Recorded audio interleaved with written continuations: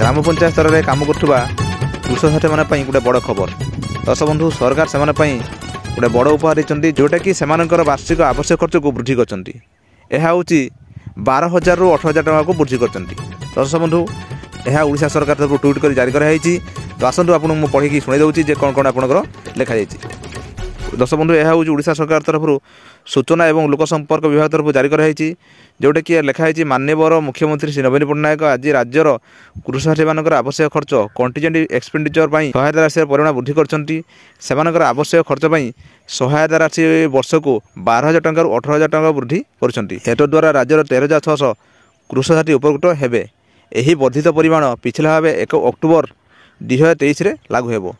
सूचना योग्य जे कृषि प्रसारण कार्य सहायता राज्य सरकार 2007-08 मसीह राज्यर अग्रणी चाषी मानक कृषक साथी भाव में नियुक्ति देते। प्रत्येक ग्राम पंचायत 2 जण लेखाएं कृषक साथी काम करुँच।